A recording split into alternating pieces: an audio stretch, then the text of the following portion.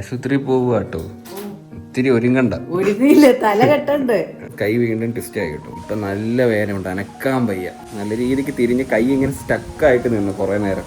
ഇങ്ങനെ പിടിച്ച് ഇങ്ങനെ ഇട്ടപ്പം ഓക്കെ ആയി. ഇപ്പം എന്തായാലും നേരെ കിംസിലോട്ട് പോയിട്ട് കാണിക്കാം. കാരണം നമ്മൾ ഇന്നലെ പോയ ഹോസ്പിറ്റലിൽ അവിടെ വേറെ MRI സ്കാനിങ്ങോ ഫെസിലിറ്റീസ് കുറവാണ്. എനിക്ക് ഡാൻസ് കളിക്കാൻ പറ്റുന്നില്ലേ. അച്ഛനായിരുന്നു ക്യാമറാമാൻ, അച്ഛൻ വീഡിയോ എടുത്തോണ്ടിരിക്കുകയായിരുന്നു. അമ്മ അകത്ത് ഹാപ്പിയുടെ ബഹളം കാണുമായിരുന്നു. ഹാപ്പി എന്തോ ബഹളമായിരുന്നു, ഭയങ്കര ചാട്ടമായിരുന്നു അന്ന്. ഇങ്ങനൊരു പ്രശ്നം ആർക്കും വരാണ്ടിരിക്കും. നമുക്ക് ഈ കൈ വെച്ച് ഒരു കാര്യം ചെയ്യാൻ നമുക്കൊരു കോൺഫിഡൻസ് കാണത്തില്ല. അങ്ങനെ എനിക്ക് ഡാൻസ് കളിക്കുമ്പോൾ തന്നെ എനിക്കൊരു ഉള്ളിലൊരിതുണ്ട്. പക്ഷെ നമ്മൾ ഡാൻസ് കളിച്ച് തുടങ്ങി ഒരിതായി കഴിഞ്ഞാൽ നമുക്ക് പിന്നെ അറിയത്തില്ല. നമ്മൾ മൂവ്മെൻ്റ് എടുക്കുമ്പോഴൊന്നും നമ്മൾ ശ്രദ്ധിക്കത്തില്ലല്ലോ നമ്മുടെ കൈക്ക് പ്രശ്നമുണ്ടോ ഇല്ലേന്ന്. ഒരു ഫ്ലോയിൽ കളിക്കും, കൈ തെറ്റും, ഭയങ്കര പ്രശ്നം കേട്ടോ ഇത്. എനിക്ക് ശരിക്കും ഡാൻസ് കളിക്കാൻ പറ്റുന്നില്ല, എനിക്ക് തീരെ പറ്റുന്നില്ല ഇപ്പോൾ, ഒട്ടും പറ്റുന്നില്ല, ഭയങ്കര വേദന. ശരിയാവും പോവാ, ഹോസ്പിറ്റലിലോട്ട് പോവാം.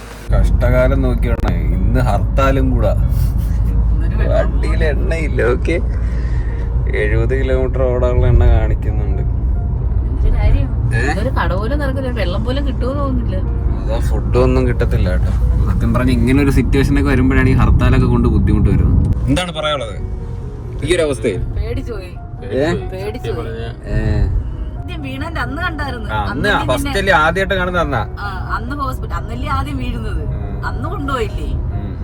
പക്ഷെ അന്ന് വീണിട്ട് നിങ്ങൾ അറിഞ്ഞില്ല, ഞാൻ തന്നെ പിടിച്ചിട്ടത്, അത് നിങ്ങൾ കണ്ടില്ല അന്ന്. പക്ഷെ ആ ഒരു ഇതിന്റെ ഇടയിൽ എനിക്ക് വേദന എനിക്ക് ഫീൽ ചെയ്തില്ല. എനിക്ക് എന്തോ നടക്കുന്നത് എനിക്ക് അറിയത്തില്ല. ഞാൻ ഇങ്ങനെ പിടിച്ചങ്ങ് ഇട്ട് എന്തരാ ചെയ്ത്.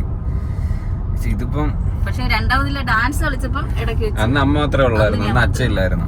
ഇങ്ങനെ ഞാൻ ഇപ്പം ഇങ്ങനെ ഒരു സ്റ്റെപ്പാണ് കളിച്ചത്, അത് അങ്ങനെ ഇരുന്നു അവിടെ. പിന്നെ ആരെങ്കിലും വന്നത് നോട്ട് ഇങ്ങനെ ആക്കി തരണം. ഹാപ്പി അത് ഭയങ്കര കരച്ചിലായിരുന്നു പാവം. അവ എവിടെ നിന്ന് ഇറങ്ങി വന്നാ? അവ സിറ്റ് ഔട്ട് നിൽക്കുവായിരുന്നു. അവൻ തന്നെ ഗേറ്റും വലിച്ചു തുറന്നിട്ടാണ് ആ എനിക്ക് എന്തിനു പറ്റിയത് അവര് മനസ്സിലായി.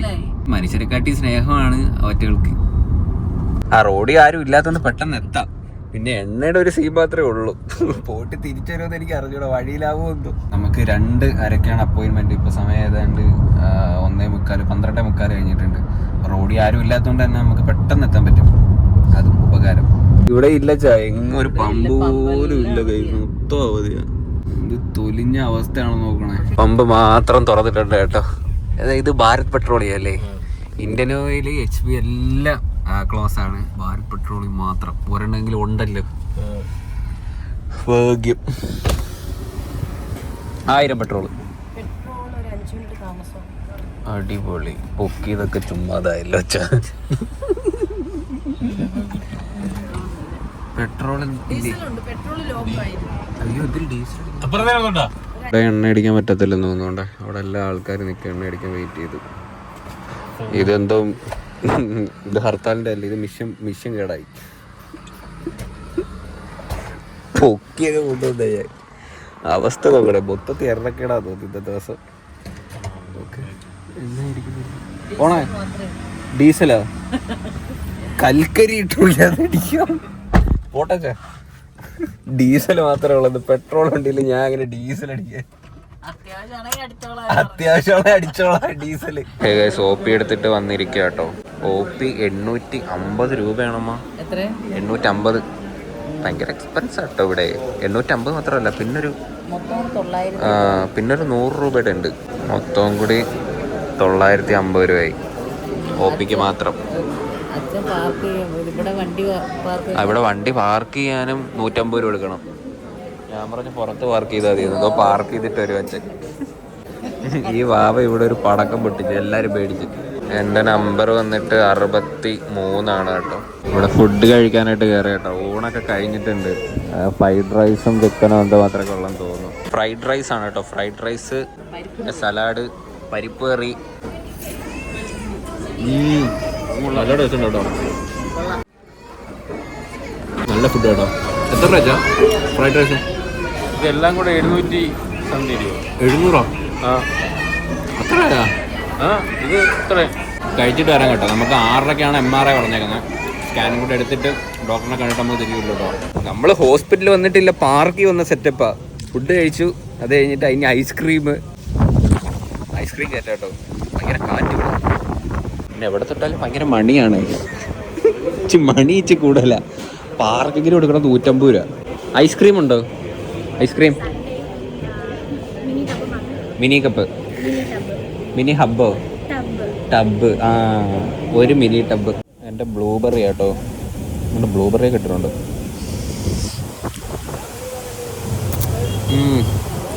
അങ്ങനെ സമയം കളഞ്ഞു വരാം. 6:30 വരെ ഇവിടെ പിടിച്ചിരിക്കണം. നേരത്തെ ഒരു പുള്ളി വന്നിട്ടേ, പുള്ളി വീഡിയോ ആണെന്നല്ല, പുള്ളിയുടെ വൈഫ് വീഡിയോ ആണ്. പുള്ളി പറഞ്ഞു അമ്മയോട് സംസാരിച്ച എന്തുപറ്റി, അത് കൊച്ചുവിൻ്റെ കൈ ഡിസ്ലൊക്കേറ്റ് ആയി ഒന്ന് പ്രശ്നമായപ്പോൾ. കൊച്ചിന് എത്ര വയസ്സുണ്ട്? പുള്ളി ചേച്ചി എൻ്റെ വെച്ചായിരിക്കുന്നത് 25 വയസ്സ്. 25 വയസ്സുള്ള കൊച്ചാ. അറിയാല എൻ്റെ പേര് കൊച്ചു. എൻ്റെ പേരാ കൊച്ചു. അത് ശുഭം. ഗൈസ്, അപ്പം നമ്മൾ MRI സ്കാനൊക്കെ എടുത്തു. സ്കാനിങ് റിപ്പോർട്ട് ഒരു 24 hours എടുക്കും വരാനായിട്ട്. എന്നിട്ട് പോയി ഡോക്ടറിനെ ഒന്നുകൂടെ പോയി കാണണം കേട്ടോ. അതിനകത്ത് ഭയങ്കര സൗണ്ടാ, കിറുകിറുകിറുകിറന്ന്. അതിൽ കൊച്ചു ഗുഹയ്ക്കകത്ത് ഇങ്ങനെ കയറി പോവും. ഞാൻ കണ്ണടച്ചങ്ങ് കിടന്നു. എന്നാലും ഇതൊന്നും ചെയ്തിട്ടില്ല. ഞാൻ അങ്ങനെ ഹോസ്പിറ്റലൊന്നും പോയി, എനിക്ക് അങ്ങനെ ഒരു വേറൊരു പ്രശ്നമൊന്നും വന്നിട്ടില്ലല്ലോ ഇതുവരെ. അതുകൊണ്ട് തന്നെ ആകെ ഹോസ്പിറ്റലിൽ പോണത് ഒരു പനി വരുമ്പോഴോ ഒക്കെ പോയിട്ടുള്ളൂ. അല്ലാണ്ട് ഒരു ഫ്രാക്ചറായിട്ടോ അല്ലെങ്കിൽ വേറെ എന്തെങ്കിലും ഒന്നും ഞാൻ പോയിട്ടില്ല. നല്ല സൺലൈറ്റ് നോക്കി, അടിപൊളി.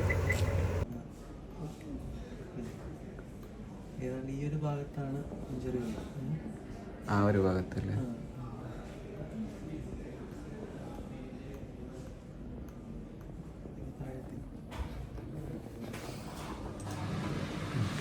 എങ്ങനെയുണ്ട് ഹോസ്പിറ്റൽ ഡേയ്സ് ഒക്കെ? കൊള്ളാല്ലേ? 2-3 ദിവസമായിട്ട് ഹോസ്പിറ്റല് സ്കാനിങ് ഇതൊക്കെ ആയിട്ട് നടക്കും കേട്ടോ. SP ഫോർട്ട് ഹോസ്പിറ്റലാട്ടോ ഉള്ളത്. ഫുഡ് കഴിക്കാനായിട്ട് വന്നതാ.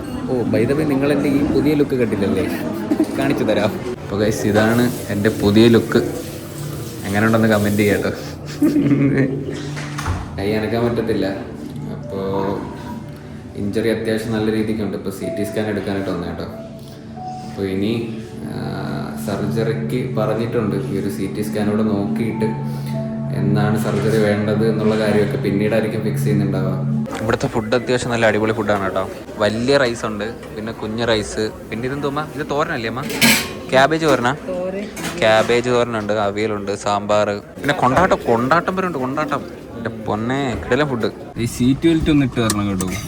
ഇതൊക്കെ ശ്രദ്ധിച്ചേ പറ്റൂ. എല്ലാം എന്റെ ജോലിയാണ്, എല്ലാം അമ്മയുടെ പണിയാണ്. ഈ വണ്ടി പരിക്കൊന്നും എത്തിക്കാതെ നേരെ വീട്ടിലെത്തിക്കണം കേട്ടോ. അയ്യോ, ഇത് എനിക്ക് ഒട്ടും അനങ്ങാൻ വയ്യാ. ഞാൻ ഒരു കാര്യം ചെയ്യാം, ഞാൻ ബാക്കി ഇരിക്കാം. നിങ്ങൾ രണ്ടുകൂടെ ബാക്കി ഇരുന്നോളൂ. ഞാൻ ബാക്കി. അമ്മ ഇതൊന്ന് ഇത് എടുത്താണ് നോക്ക്. അങ്ങനെ കെട്ടി ഒന്നാതെ കെട്ടിപ്പൂട്ടിയിരിക്കുന്ന ഇനി തുറ. ഇപ്പം നമ്മള് MRI സ്കാൻ എടുത്തു, പിന്നെ CT സ്കാൻ എടുത്തു. രണ്ട് സ്കാനിങ് എടുത്തിട്ടുണ്ട്. ഇതിന്റെ അതായത് ഇഞ്ചുറി പറ്റിയപ്പോഴത്തേന് ഇത് ഒരു ലിക്വിഡ് സംഭവമാണല്ലോ, അത് എത്രത്തോളം പോയിട്ടുണ്ടെന്ന് അറിയാൻ വേണ്ടിയിട്ടാണ് ഇപ്പോൾ CT സ്കാൻ എടുത്തേക്കുന്നത്. അപ്പോൾ ഇനി ഇത് ബുധനാഴ്ച വന്ന് കാണിച്ചിട്ട് നമുക്ക് സർജറിന്റെ ഡേറ്റ് ഫിക്സ് ചെയ്യും കേട്ടോ. അതാണ് ഇപ്പം നിലവിലെ അപ്ഡേറ്റ് എന്ന് പറയുന്നത്. അതായത് നമ്മുടെ ഈ കൈ 2 ജോയിന്റ് ആണല്ലോ, അപ്പൊ ആ ജോയിന്റിന്റെ ഇടയിൽ ഒരു ലെയർ ഉണ്ട്. അപ്പൊ ആ ലെയറിനാണ് എനിക്ക് ഇഞ്ചുറി പറ്റിയേക്കുന്നത്. അതുകൊണ്ടാണ് കൈന്റെ ഷോൾഡർ. അതെ അതെ, അങ്ങനെയാണ് സംഭവം. ചെറിയ സ്ക്രാച്ച് ഉണ്ട്, ഇതിനകത്ത് നമ്മൾ MRI കാണിച്ചു ഡോക്ടർ. അപ്പൊ അതിന് വേണ്ടത് ആ ഇഞ്ചുറി ആയേക്കുന്ന ഭാഗം ഫിക്സ് ചെയ്യുക, അതിന് നമ്മൾ സർജറി ചെയ്യാം. പിന്നെ ഈ കൈ ഇപ്പം നിലവിൽ ഇങ്ങനെ അനക്കാൻ പാടില്ല. ഈ മുറിവൊന്ന് ശരിയായിട്ട് വന്നാലേ സർജറിക്ക് അടുത്ത് പറ്റത്തുള്ളൂ. അതുകൊണ്ടാണ് ഇപ്പം കയ്യിൽ ഈ ഒരു സംഭവം ഇട്ടേക്കുന്നത്. ഡാൻസ് ഇനി ഇത് സർജറി ചെയ്താൽ ചിലപ്പം വഴങ്ങോ. എന്റെ ഏറ്റവും വലിയൊരു പേടിയും പ്രശ്നം അതാണ്. ഫസ്റ്റ് ടൈം വന്നപ്പോഴായാലും കൈ ഇങ്ങനെ പോയി എക്സ്റേ ഒക്കെ എടുത്ത് നോക്കിയപ്പോഴത്തേനും പിന്നെ ഞാൻ കുറച്ച് നാൾ കഴിഞ്ഞപ്പോൾ അതിന്റെ വേദന നമുക്കങ്ങ് പോകും നോർമലി. പിന്നെ നമ്മൾ പഴയതുപോലുള്ള കാര്യങ്ങൾ ചെയ്യും. പിന്നെ ഏതെങ്കിലും വാക്കേടായിട്ടുള്ള കൈയൊക്കെ അനക്കുമ്പോഴായിരിക്കും നമുക്ക് അടുത്ത വേദന വരുന്നത്. അത് പിന്നെയും പോവും, കുറച്ച് നാൾ കഴിയുമ്പോൾ പോവും. എനിക്ക് ഞാൻ ഓപ്പൺ ആയിട്ട് പറയില്ല, എനിക്ക് പേടിയാണ്. എനിക്കിങ്ങനെ ഒന്ന് സർജറി ചെയ്താൽ എനിക്ക് പഴയ പോലെ ആവുമോ, എനിക്ക് പഴയ പോലെ ഡാൻസ് ചെയ്യാൻ പറ്റുമോ എന്നൊക്കെ എനിക്ക് ഡൗട്ടാണ്, എനിക്ക് അറിയില്ല. അപ്പോൾ എനിക്ക് അങ്ങനെ ഒരു പേടി എനിക്കുണ്ട്. അതുകൊണ്ടാണ് ഞാൻ മാക്സിമം ഹോസ്പിറ്റലിൽ അങ്ങനെ ഒഴിവാക്കാൻ ശ്രമിച്ചതാണ്. എനിക്കിപ്പോൾ ഇത്രയൊരു പ്രശ്നമായത്. ശരിക്കും തുടക്കത്തിലേ വന്നിരുന്നുണ്ടെങ്കിൽ എനിക്ക് ഫിസിയോലോ അല്ലെങ്കിൽ വേറെ എന്തെങ്കിലും കാര്യം ചെയ്തിട്ട് എനിക്ക് മാറ്റാൻ പറ്റുമായിരുന്നു. ഇപ്പം സ്റ്റേജ് 2 ആണ്. അപ്പോൾ ഇതിലെന്തായാലും സർജറി ചെയ്തേ പറ്റുള്ളൂ. ഇനിയിപ്പോൾ ഏത് സർജറിയാണ് വേണ്ടത് എന്ന് തീരുമാനിക്കുന്ന ഒരു സംഭവം കൂടെ ഉണ്ട്.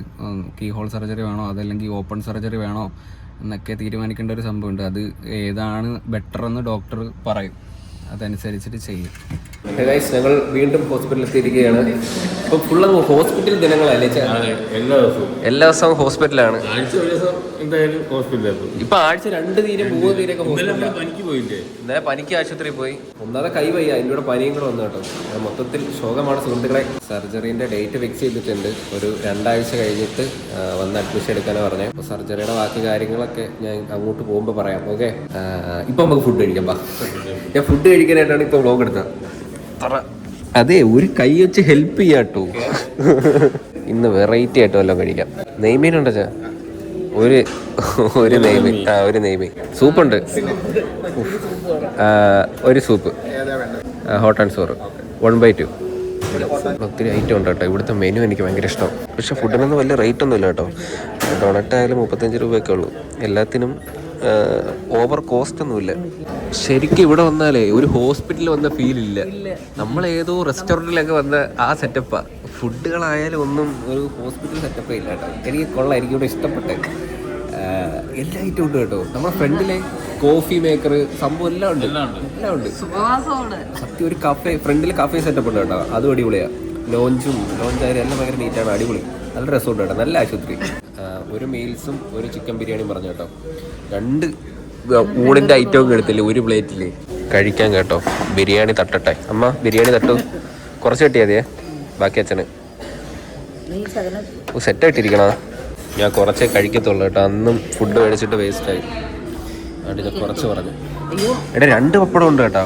ബിരിയാണിയുടെ കൂടെ സലാഡുണ്ട്, അച്ചാറ്, പായസം വരുന്നുണ്ട്. പായസം പിന്നെ വേറൊരു സലാഡ് കേട്ടോ. ഈ വലത് കൈ ആയതുകൊണ്ടേ കഴിക്കാൻ ഇച്ചിരി പാടാണ്. എനിക്ക് ലെഫ്റ്റ് ഹാൻഡിൽ വെച്ചിട്ട് അങ്ങോട്ട് കഴിക്കുന്നങ്ങോട്ട് എതും വരുന്നില്ല.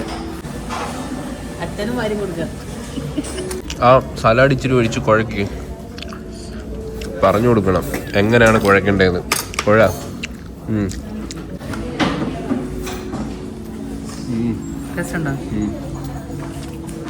തിന്നാൻ പറഞ്ഞോ ഞാൻ. അത് സ്വാഭാവികമായിട്ട് കൊച്ചുങ്ങൾക്ക് കൊടുക്കുമ്പോ ഊണങ്ങനെ ഉണ്ട്. ഞാൻ തിന്നില്ല.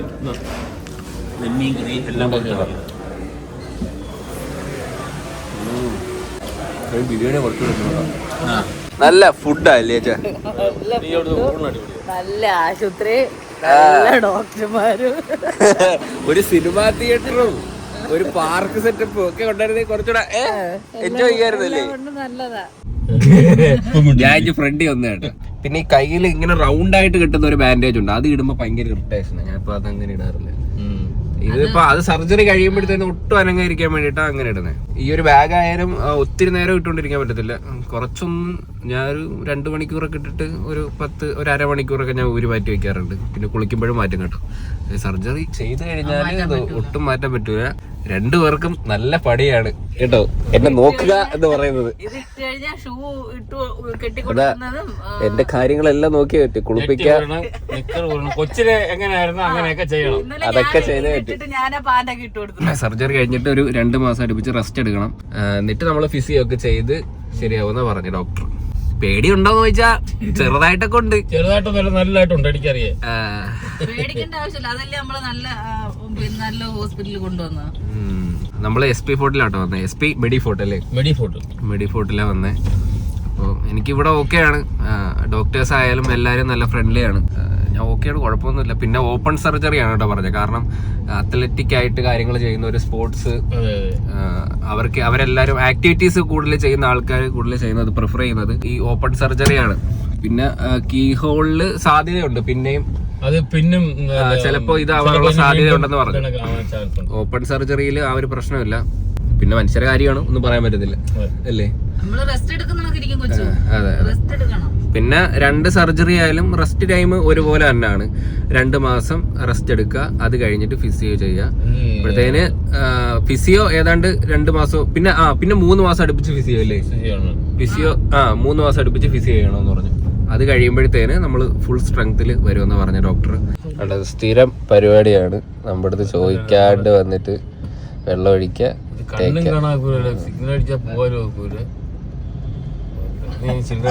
അപ്പോൾ അതാണ് അപ്ഡേറ്റ്.